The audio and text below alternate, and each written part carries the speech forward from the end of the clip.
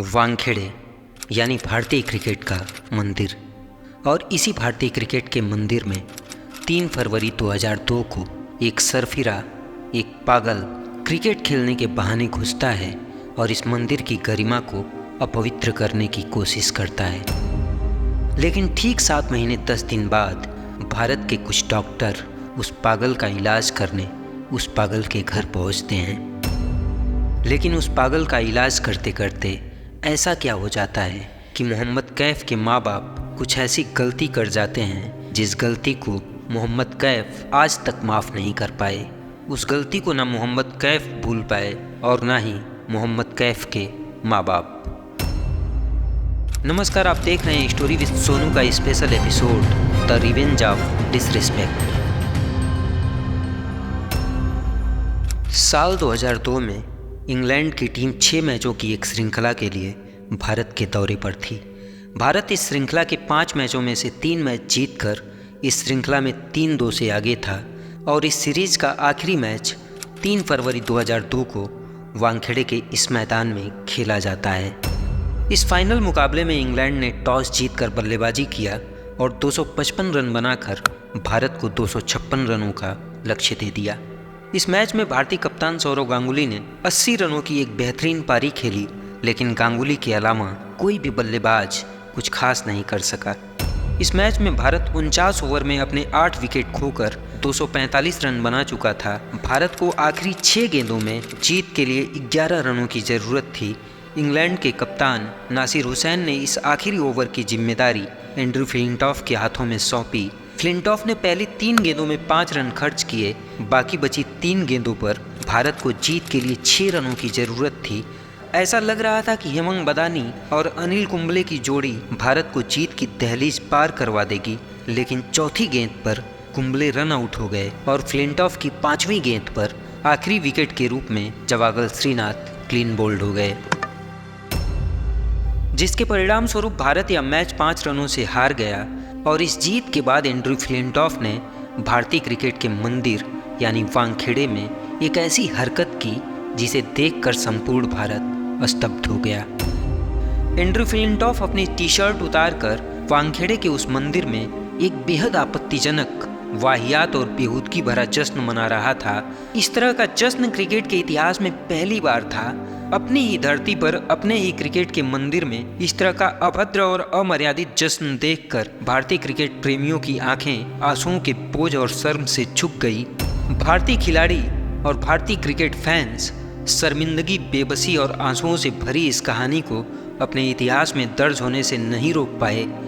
खैर, यह सीरीज 3-3 की बराबरी के साथ ड्रॉ पर छूट जाती है और इसी के साथ छूट जाता है भारतीय कप्तान सौरव गांगुली के दिल पर एक जख्म। और बदलते वक्त के साथ यह जख्म अब नासूर बनता जा रहा था। गांगुली के दिल में लगी वो आग हर पल बेचैन थी फ्लिंटॉफ के उस अहंकार का सर्वस्व जलाकर राख कर देने के लिए। और अपने दिल में इसी जलती आग को लेकर वह कप्तान लगभग 7 महीने बाद नेटवेस्ट सीरीज के लिए इंग्लैंड की धरती पर अपने कदम रख चुका था। इंग्लैंड, भारत और श्रीलंका ये 3 देश इस सीरीज में शिरकत करते हैं और इस सीरीज का फाइनल मुकाबला भारत और इंग्लैंड के बीच 13 जुलाई 2002 को लॉर्ड्स में खेला जाता है। वानखेड़े जैसे भारत के लिए क्रिकेट का मंदिर है, वैसे ही लॉर्ड्स अंग्रेजों के लिए क्रिकेट का मक्का कहा जाता है। भारत और इंग्लैंड के बीच इस फाइनल जंग के लिए यह जगह बिल्कुल जायज़ थी।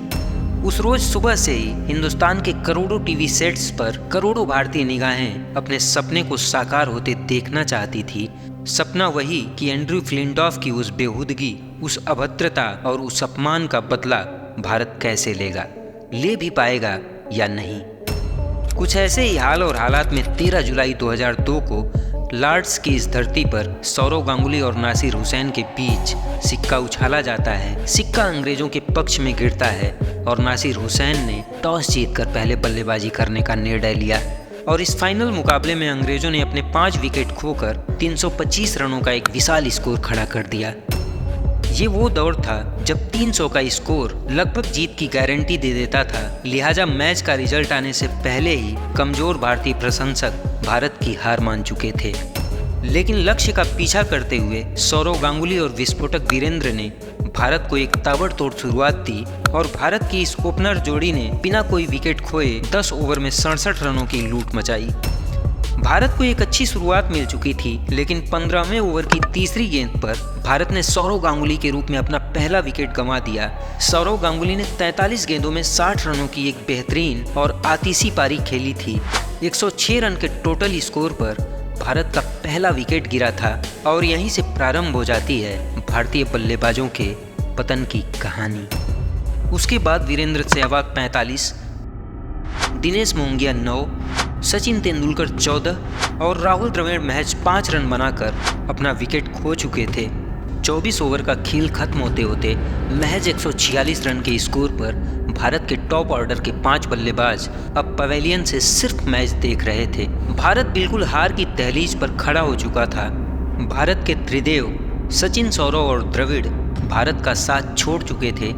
उस दौर में ये वो भारतीय बल्लेबाज थे जिनके रहते भारत की विजय लगभग निश्चित होती थी और जिनके जाने के बाद भारत की पराजय लगभग निश्चित होती थी।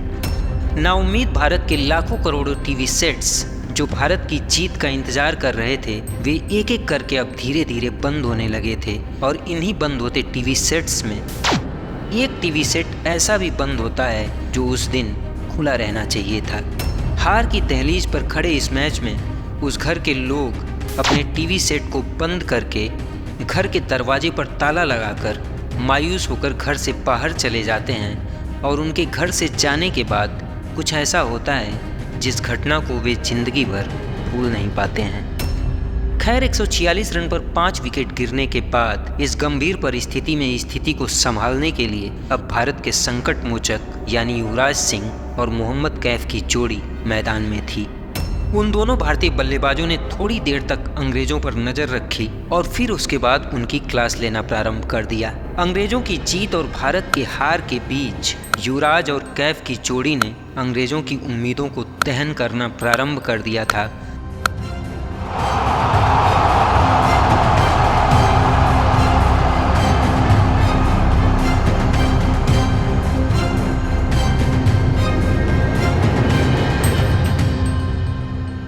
लेकिन 42वें ओवर में कोलिंगवुड की चौथी गेंद पर प्रहार करते वक्त युवराज सिंह कैच हो जाते हैं। लेकिन युवराज सिंह ने 63 गेंदों पर 69 रन की एक ताबड़तोड़ पारी खेलकर भारत के जीत की उम्मीदों को जिंदा रखा था। जब युवराज सिंह आउट हुए तो भारत अपने 6 विकेट खोकर 267 रन बना चुका था। लेकिन भारत को अभी भी 50 गेंदों में 58 रन की ज़रूरत थी और भारत की इस ज़रूरत को पूरा करने के लिए इलाहाबाद की मिट्टी का वह लड़का लॉर्ड्स के मैदान में अपने पसीने बहा रहा था। और पसीना हो या पानी मिट्टी में गिरकर कभी जाया नहीं जाते। युवराज के जाने के बाद भारत के जीत की जिम्मेदारी मोहम्मद कैफ ने अपने कंधों पर ली और हरभजन सिंह के साथ मिलकर 7वें विकेट के लिए 47 रन की अहम पार्टनरशिप निभाई। भज्जी को फ्लिंटॉफ ने 15 रन के निजी स्कोर पर बोल्ड कर दिया और अपने इसी ओवर में 2 गेंद बाद फ्लिंटॉफ ने अनिल कुंबले का विकेट लेकर अंग्रेजों की उम्मीदों में 4 चांद लगा दिए थे। 314 रनों पर 8 विकेट गिर जाने के बाद भारत को 13 गेंदों पर अभी भी 12 रन की जरूरत थी और यह मैच बिल्कुल एक तराजू पर रखा जा चुका था। 49वें ओवर में स्ट्राइक कैफ के पास थी और कैफ ने डेरेन गॉफ के इस ओवर से 10 रनों की लूट मचाई। भारत को अब आखिरी 6 गेंदों में 2 रन की ज़रूरत थी, लेकिन स्ट्राइक अब जहीर खान के हाथ में जा चुकी थी। आखिरी ओवर की पहली 2 गेंदें जहीर खान डॉट खेल जाते हैं, लेकिन तीसरी गेंद जहीर खान के बल्ले से कनेक्ट हो जाती है और दोनों भारतीय बल्लेबाज दौड़ करके 2 रन पूरा कर लेते हैं।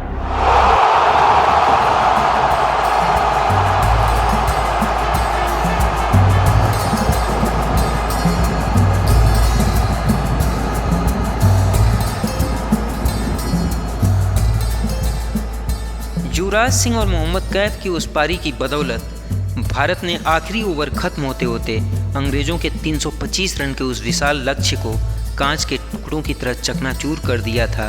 मोहम्मद कैफ ने 75 गेंदों में 87 रन की एक विध्वंसक पारी खेलकर लॉर्ड्स के इस मैदान में टीम इंडिया की विजय पताका और टीम इंडिया का परचम लहरा दिया था। लॉर्ड्स के मैदान में लहराता हुआ ये तिरंगा टीम इंडिया के साहस और टीम इंडिया के पराक्रम की गवाही दे रहा था। आखिरी ओवर की तीसरी गेंद पर मोहम्मद कैफ और जहीर खान ने 2 रन लेकर जैसे ही भारत को जीत की दहलीज पार करवाई, वैसे ही दादा ने लॉर्ड्स की बालकनी में अपनी टी शर्ट उतार कर हवा में लहराना प्रारंभ कर दिया। सौरव गांगुली का ये रौद्र रूप देखकर पूरी दुनिया स्तब्ध रह गई, क्योंकि लॉर्ड्स की बालकनी में एक कारनामा करने का साहस शायद ही दुनिया का कोई खिलाड़ी कर पाए। एंड्रयू फ्लिंटॉफ की उस बेहूदगी, उस अभद्रता और उस अहंकार का बदला सौरव गांगुली ने बिल्कुल उसी अंदाज में ले लिया था। यही वो पल था, यही वो दिन था जब दादा ने पूरी दुनिया को समझा दिया था कि किसी भी स्लेजिंग या बदतमीजी का जवाब अब भारत उसी भाषा में देगा। और यह दिन भारतीय क्रिकेट का एक आग उगलता सूर्योदय था। खैर, जब भारत के 146 रन पर 5 विकेट गिर चुके थे, उस समय भारत को 26 ओवर में 180 रन की जरूरत थी। किसी को भरोसा नहीं था कि भारत यह मैच जीत पाएगा, और नाउम्मीद होकर भारत के लोग जब अपने अपने टीवी सेट्स बंद कर रहे थे, और बंद होते उन्हीं टीवी सेट्स में एक टीवी सेट मोहम्मद कैफ के घर का भी बंद हो चुका था। जिस टीवी के सामने सुबह से लगातार एक टक मोहम्मद कैफ के माता पिता अपने बेटे को पिच पर फील्डिंग करते, रन आउट करते, कैच आउट करते देख रहे थे, मगर 146 रन पर 5 विकेट गिरने के बाद अपने बेटे की बैटिंग पर खुद उस माँ बाप को भी इतना यकीन नहीं था कि मोहम्मद कैफ की बैटिंग आने से पहले ही उस माँ बाप ने अपने टीवी सेट को बंद करके पास के सिनेमा हॉल में शाहरुख खान की फिल्म देवदास देखने चले गए। कैसी लगी तुम्हें हमारी बात? इश्क अगर इंसान का रूप ले ले तो उसका दिल और चेहरा बिल्कुल पारो जैसा होगा। मोहम्मद कैफ के माँ बाप की यह एक ऐसी गलती थी जिस गलती को वे अपनी पूरी जिंदगी में भूल नहीं पाएंगे। लॉर्ड्स की उस 22 गज की पट्टी पर मोहम्मद कैफ ने 13 जुलाई 2002 को युवराज सिंह के साथ मिलकर एक ऐसी फिल्म बनाई थी जिस फिल्म को पूरी दुनिया देख रही थी। लेकिन ठीक उसी वक्त मोहम्मद कैफ के माँ बाप शाहरुख खान की फिल्म देवदास देख रहे थे, और जब उनको अपने बेटे के कारनामे का पता चला तो उनकी आंखें अफसोस और आंसुओं से भर उठी। देखते ही देखते मोहम्मद कैफ नाम का यह शख्स हिंदुस्तान के हर गली नुक्कड़, घर घाट और चौक चौराहों का हीरो बन चुका था। रात होते होते आतिशबाजी और ढोल नगाड़ों के साथ इलाहाबाद के लोग मोहम्मद कैफ के घर के सामने जमा हो चुके थे। ये वो दिन था कि उस दिन से कैफ नाम का यह सितारा भारतीय क्रिकेट के आसमान पर ध्रुव तारे की तरह चमकने लगा था।